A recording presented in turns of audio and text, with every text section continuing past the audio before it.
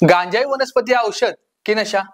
आता काही देशांच्या म्हणण्यानुसार गांजा ही वनस्पती औषध आहे, तर काही देशांच्या म्हणण्यानुसार ती नशा आहे.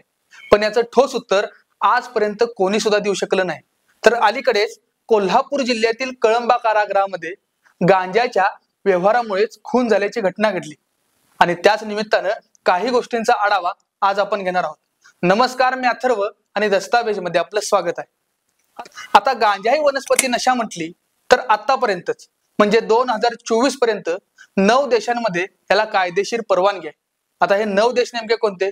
तर हे देश आहेत उरुग्वे, जॉर्जिया, दक्षिण आफ्रिका, कॅनडा, मेक्सिको, माल्टा, थायलंड, लक्झेंबर्ग आणि जर्मनी. हे आहेत ते 9 देश. पण यापैकी 8 देशांना काही नियम व अटी आहेत. हे नियम आपण जाणून घेऊ. हे 8 देश ही वनस्पती म्हणजेच गांजा ही वनस्पती फक्त वैयक्तिक कारणांसाठीच वापरू शकतात, पण त्याची विक्री केली जाऊ शकत नाही. आणि तसंच जर त्यांनी केलं तर ज्या त्या देशांनी त्यांच्यावर तसा दंड व कायदेशीर कारवाई करण्याची तरतूद सुद्धा केली आहे. पण थायलंडमध्ये मात्र ही वनस्पती वैयक्तिक कारणांसाठी सुद्धा ती वापरू शकतात व त्याची विक्री केली जाऊ शकते. आणि म्हणूनच थायलंड हा जगातील एकमेव असा देश आहे की या देशामध्ये गांजा या वनस्पतीसाठी कोणतेही निर्बंध नाहीत. गांजा या वनस्पतीविषयी एक जागतिक संशोधन करण्यात आलं आणि त्यामध्ये असं आढळून आलं की गांजा या वनस्पतीच्या गैरनशेच्या हिश्श्यापासून मानसिक आजार, कॅन्सरचे रुग्ण तसेच त्वचेविषयक आजारांवर उपचार सुद्धा केला जाऊ शकतो. पण गांजा या वनस्पतीचे योग्य प्रमाण जर आपल्या शरीरामध्ये गेलं तरच त्याचा औषध म्हणून फायदा होऊ शकतो. पण जर त्याचा अतिरेक झाला तर त्याचं रूपांतर हे नशेमध्ये होतं. आता असं म्हटलं जातं की गांजा पिणाऱ्या व्यक्तीची एकाग्रता ही जास्त असते आणि 20 वर्ष पूर्ण झाल्यानंतर एखाद्या व्यक्ती जर गांजाचं सेवन करत असेल तर त्याच्या मानसिकतेवर गंभीर परिणाम होण्याची शक्यता ही कमी असते. गांजा या वनस्पतीमध्ये सुद्धा 2 रसायनं आढळतात. एक म्हणजे टेट्राहायड्रोकॅनाबिडॉल आणि दुसरं म्हणजे कॅनाबिडॉल. आता टेट्राहायड्रोकॅनाबिडॉल या रसायनामधून गांजामध्ये नशा निर्माण केली जाते. पण कॅनाबिडॉल या रसायनाची उत्सुकता आपल्या देशामध्ये खूप आहे, कारण हे रसायन आरोग्य सेवांमध्ये वापरलं जातं.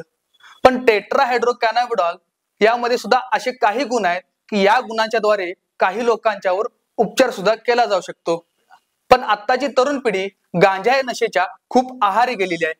ही नशा म्हणजे एक स्टाईल बनलेली आहे आणि असाच काहीसा प्रकार कोल्हापूर जिल्ह्याच्या कळंबा कारागृहामध्ये घडला.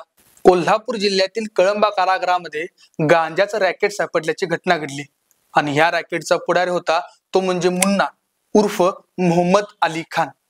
मोहम्मद अली खान हा मुंबई म्हणजेच बॉम्बे स्फोटातील गुन्हेगारी असल्याचं सिद्ध झालं आणि त्यावेळीपासून म्हणजे 2013 पासून तो आपली जन्मठेपेची शिक्षा भोगत होता.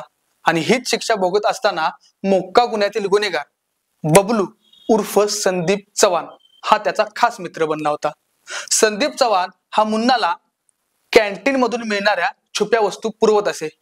मुन्ना आणि बबलू मध्ये गांजाच्या आर्थिक व्यवहारातून वाद निर्माण झाला आणि याच वादाचा राग हा बबलूच्या मनात होता.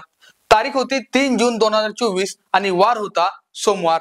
मुन्ना नेहमीप्रमाणे 7:55 आंघोळीसाठी बाहेर पडला आणि याच संधीचा फायदा हा बबलूने साधला. बबलूने पप्पू उर्फ प्रतीक पाटील व अन्य तिघांना घेऊन मुन्नाच्या डोक्यात ड्रेनेजचं झाकण घालून त्याचा निर्गुण खून केला. आणि ह्या खुनानंतरच पुन्हा एकदा कळंबा जेलमध्ये गांजाचे रॅकेट सक्रिय असल्याचे उघड झाले आणि या सर्व घोटाळ्यामध्ये 9 कर्मचारी सहभागी असल्याचे सुद्धा स्पष्ट झाले. आणि म्हणूनच सर्वसामान्य जनतेमधून असा प्रश्न उपस्थित होत आहे की हा भ्रष्ट आणि भोंगळ कारभार थांबणार कधी?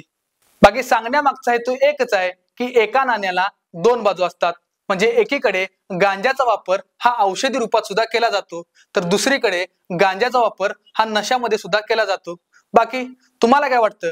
गांजाला आपल्या देशामध्ये कायदेशीर मान्यता मिळायला हवी का नको हे कमेंट बॉक्स मध्ये नक्की सांगा. आणि आमचे व्हिडिओ जर तुम्हाला आवडत असतील तर आमच्या व्हिडिओला लाईक करा, शेअर करा आणि सबस्क्राईब करायला विसरू नका.